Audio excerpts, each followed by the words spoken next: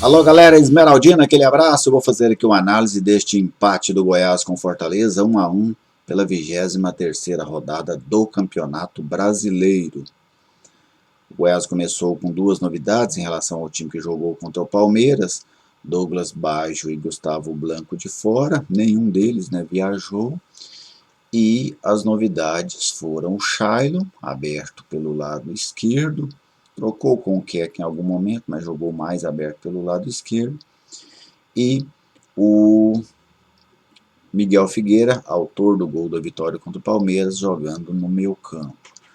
O Augusto voltou a utilizar três jogadores com características de volante, o Figueira saindo um pouquinho mais, e o Goiás marcava num 4-5-1. Quando o Fortaleza se aproximava da área, especialmente que os laterais subiam, esses dois homens de lado voltavam, faziam uma linha ali praticamente ao lado da linha de 4. O Goiás jogava aí neste momento num 6-3-1.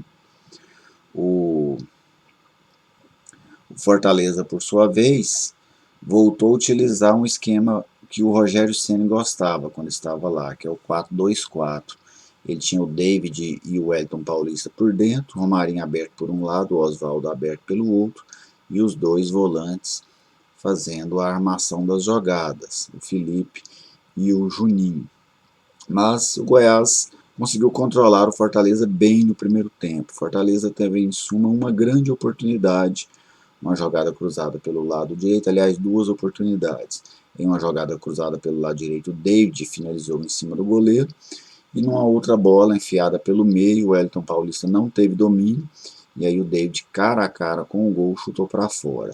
O Goiás teve 100% de aproveitamento, na única chance que teve, aos 15 minutos, em uma jogada que tanto o Miguel Figueira como o Fernandão merecem elogios.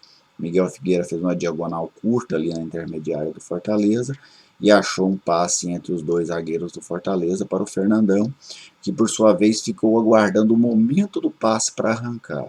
Quando ele arranca, a zaga do Fortaleza parou esperando o impedimento. O Fernandão não estava impedido, ele acabou tocando na saída do Felipe Alves para fazer o gol do Goiás.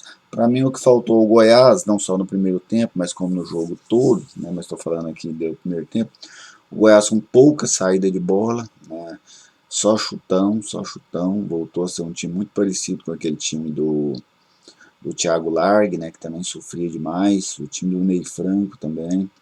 Uma equipe que não tinha essa saída de bola, e quando roubava a bola não tinha transição, porque quando você joga atrás, você precisa ter pelo menos uma boa transição, porque quando você rouba a bola, você precisa ter o que fazer com ela, não é só se livrar de novo para ir correr atrás da bola mais uma vez, e o Goiás acabou fazendo muito isso. No segundo tempo, o Marcelo Chamusca trocou o Oswaldo pelo Yuri César, o Fortaleza intensificou a sua pressão, mas também é um time que sofre com a falta de criatividade, uma equipe que cria muito pouco. O Fortaleza não tinha nenhum meia de armação, então o time basicamente ficava abrindo as bolas pelos lados para o Tinga e o Romarinho pelo lado direito, para o Bruno Melo e o Yuri César no lado esquerdo, ficarem cruzando bolas na área. Um recurso muito pobre também da equipe do Fortaleza. Mas mesmo assim o Fortaleza chegou ao empate em uma jogada dessas, bola pelo lado esquerdo, cruzamento, o Wellington Paulista acabou batendo de joelho, não foi uma finalização, vamos dizer assim, pensada. Ele correu em direção da bola, a bola bateu no joelho dele, acabou matando o Tadeu, empatou o jogo.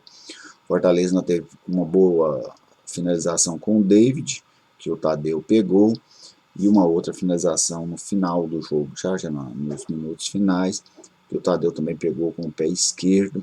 Sem dúvida, o Tadeu o melhor jogador do Goiás na partida. Isso é quase que uma rotina nos jogos esmeraldinos. Na maioria deles, o Tadeu é o melhor jogador do Goiás. Achei a proposta do Goiás muito limitada. O Goiás jogou unicamente para se defender. O Goiás não... Até quando o Glauber, mas o Augusto Eles tiram o Queco, o Goiás entrou com mais um volante, né? Ali uma medida muito defensiva. Depois isso foi até compensado com a saída do Figueira e a entrada do Pedro Marinho. O Pedro Marinho é um garoto da base, né, muito inexperiente, primeira vez dele no profissional, não conseguiu entrar bem no jogo, e ele que era para dar esse desafogo pelo lado. Depois o Goiás colocou mais um garoto, o João Marcos, no lugar do Fernandão, colocou o Daniel no lugar do Ariel Cabral, e o Goiás terminou a partida com 8 pratas da casa. 2 deles mais experientes, o David, o Duarte e o Jefferson, e os outros todos garotos. Então era uma garotada em campo. O João Marcos, até gostei da mobilidade do João Marcos. O jogador caiu para um lado, caiu pelo outro, não se intimidou com o jogo. Os meninos que entraram, né, pela primeira vez no time, o Henrique também entrou, né, no lugar do Queco, mas dos garotos que entraram pela primeira vez, os que eu mais gostei, primeiro o João Marcos, depois o Henrique. O Henrique e o João Marcos são 2 jogadores que eu já tenho acompanhado na base, assim como os outros também, né? Trabalhei em alguns jogos do Goiás na base neste ano, e gosto muito desses 2 jogadores, e achei que o Henrique e o João Marcos foram bem nessa partida. O resultado matematicamente não soma muito ao Goiás, um empate, né, para quem está na situação em que o Goiás está, mas vai somando psicologicamente. E outra, o Goiás pontuou, né, não há por que reclamar uma equipe que passou tanto tempo sem pontuar do momento em que pontua. O Goiás agora tem 2 jogos atrasados, que ele vai realizar nessa próxima semana, um contra o Grêmio e outro contra o São Paulo, e nestes jogos o Goiás precisa somar pontos, né? Porque depois disso não tem mais jogo atrasado. Aí o Goiás não vai ter nenhuma, entre aspas, vantagem em relação aos seus adversários. Então o Goiás precisa necessariamente utilizar estes 2 jogos atrasados para se aproximar daquelas equipes que estão ali à frente dele na zona de rebaixamento. Mas mesmo que o Goiás não chegue, o que eu acho que é muito difícil, esse time fugir do rebaixamento, o Goiás já está usando o campeonato para dar experiência a alguns garotos. Não acho que nem é naquela questão de revelar algum garoto, mas é de dar rodagem para alguns deles e ver com quais o futuro treinador do Goiás poderá contar na próxima temporada, né? Que o Goiás vai ter uma temporada onde não vai ter provavelmente os mesmos recursos deste ano, então o Goiás vai ter que recorrer muito à base para conseguir manter a sua equipe forte e, quem sabe, fazer um 2021 bem melhor do que foi esse ano de 2020. Vamos lá aos jogadores, né? Tadeu, para mim, o melhor em campo. Tylon não comprometeu defensivamente, mas jogou apenas posicionado, era a ideia tática do Goiás. David Duarte, muito bem, tem dificuldades na saída de bola, mas zagueirando ele é muito bom. Fábio Sanches foi bem também. Jefferson, parece até uma birra minha com o Jefferson, né? Mas infelizmente o Jefferson tem muitas dificuldades, né? Um jogador que caiu demais, ele nunca foi uma sumidade, mas caiu demais, muita dificuldade com a bola, não consegue chegar ao ataque, não apoia, quando apoia vai no máximo até o meio campo, não faz um facão, não vai à linha de fundo.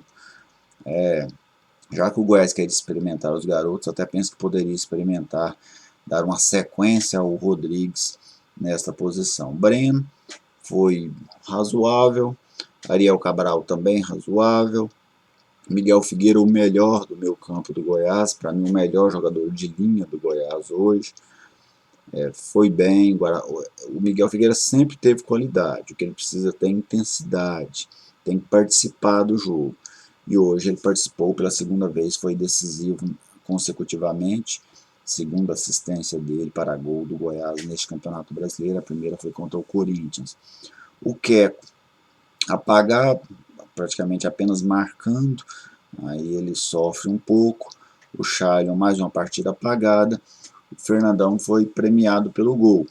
E também a forma que o Goiás escolheu para jogar, o Fernandão fez até muito, porque não chega uma bola nele, não tem bola para ele fazer uma escora, não tem bolas pelos lados para ele disputar na área. Ele fez um gol de oportunismo, em uma jogada que ele leu muito bem o lance, e conseguiu com este gol ajudar o Goiás a conquistar este empate lá na Arena Castelão. Os que entraram, Henrique entrou bem, Pedro Marinho não foi bem, João Marcos, gostei. Outro que entrou, Daniel, ajudou ali no meu campo, vamos dizer uma nota 5 para ele. Aos treinadores do Goiás, né, Augusto e Glauber, eu achei que o time precisa ter uma transição. Né? Não dá para você passar 90 minutos correndo atrás do adversário. Eu acho que toda proposta de jogo é válida. O jogo propositivo, o jogo reativo, o jogo de trocação, mas quem opta pelo jogo reativo, ele precisa ter saídas. Não dá apenas para sofrer, não dá para você... O Goiás teve um momento que o Goiás tinha apenas 2 jogadores ofensivos, né? O restante todos eles ou eram laterais, zagueiros ou volantes, né? E é um jogo muito pobre.